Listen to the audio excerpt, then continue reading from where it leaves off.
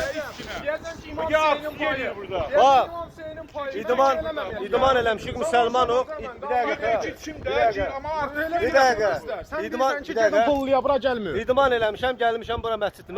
Mənə deyir pul ver, deyir 1 manat ver gir məscidə. Nə vaxtdan bu məscid pullu olur?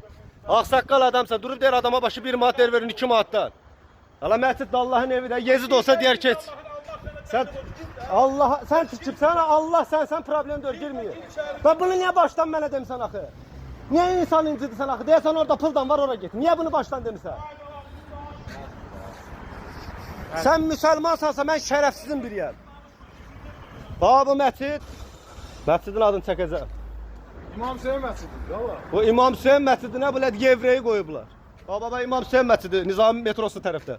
Parkın yanında.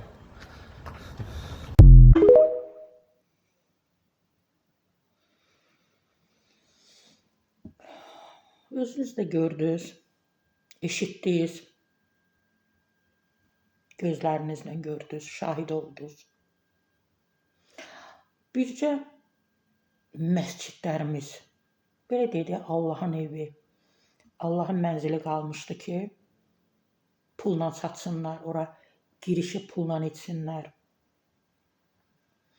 Ne edirsiniz edin, neyi satırsınız satın, neyi dəyişirsiniz dəyişin, məscidlərə toxunmuyor. Ora hamının üzünə açıqdır.